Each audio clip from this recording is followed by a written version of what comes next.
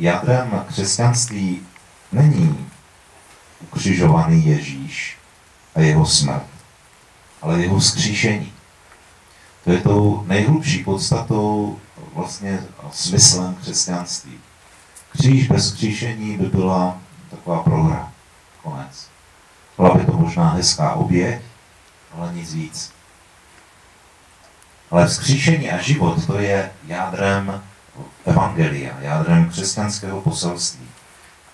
Připadá mi proto nesmírně symbolické, že se scházíme tady na hradě v této kapli, abychom památku smrti a vzkříšení zde slavili mši svatou. Když se rozhodnete kolem sebe, tak uvidíte kamenné, mrtvé zdi. Člověk říká, že ty zdi mohly vyprávět, co všechno se tu stalo, co všechno tu bylo, různé ty pěkné, krásné věci v době rozvoje hradu, ale také v době jeho plenění, úpadku, rozebírání. Možná, že místní lukovští občané, včetně mě teda, protože fara je taky postavená z kamenů hradu. Já se jenom bojím, aby pan Holík neuplatnil vlastnická práva a nezačal mě bourat faru na kameny. Ale že mnoho těch domů určitě v sobě nese spoustu materiálů, které vlastně dřív byly zde na hradě. Vidíme mrtvé kameny, vidíme ruiny, pobořené zdi, když pečlivě zakonzervované. A říkáme si, co teda ty zdi, co nám můžou dnes říct, proč vlastně tady udržujeme nějakou takovou památku, když ten hrad se nikdy neobnoví do té slávy. Ta sláva toho hradu je nenávratně pryč v té formě, jakou zažívala třeba za doby Štemberků nebo já nevím, dalších Bigvíců a koho ještě? Nekšu, Rotavu a tak dále. Takže že nemá smysl, protože tady nebudeme stavět hrad do jeho původní krásy, ani vlastně pořádně přesně nevíme úplně, jak vypadal.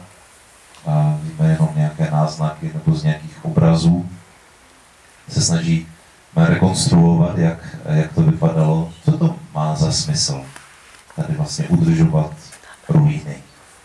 Má to nějaký smysl? Mě velmi potěšilo, když přišel pan Holík s nápadem, že by tu byla kaple. Protože ta kaple je v podstatě v centru hradu.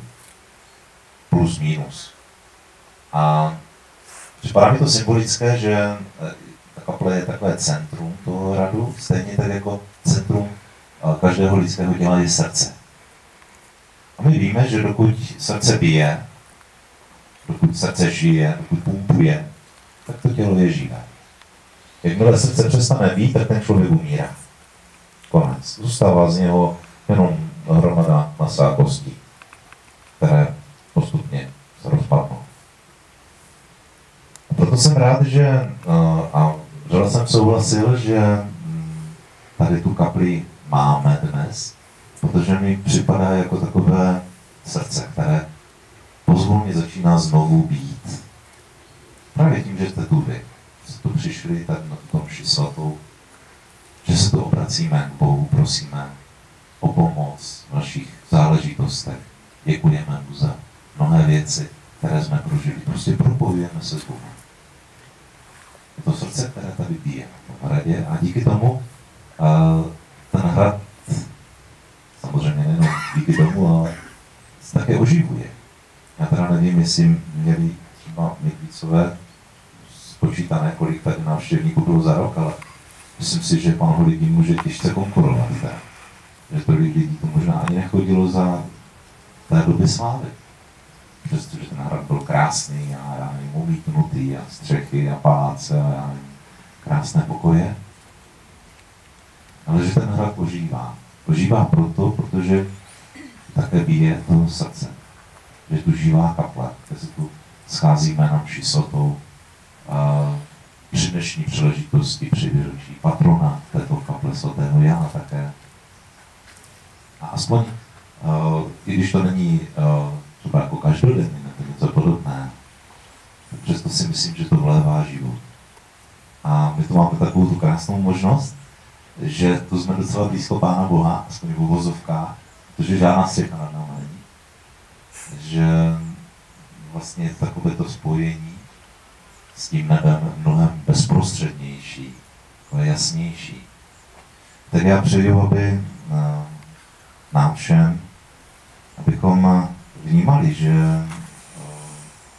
posvěcení tohoto prostoru, posvěcením tohoto prostoru se stalo z této kaple už nejenom mrtvé ruiny, které můžeme obdivovat pro jejich architektoniku, starobylost, já nevím co všecko, ale že se z toho stalo něco živého, živý organismus, který člověka nějak vytahuje výš, něčemu lepšímu.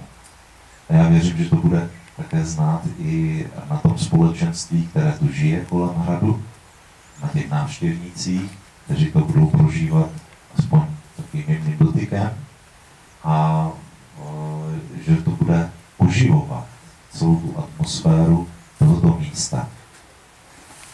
My, když jsme tu dnes společně, tak můžeme děkovat Pánu Bohu i za tuto možnost a vyprošovat těm, kteří tu jsou, pro jejich práci požehnání, Boží milost, ochranu, protože kolikrát tam jsou na nějakých hradbách, které se můžou udrolit, někde spadnout, tak i tu ochranu Boží potřebují pro tu práci, kterou dělají.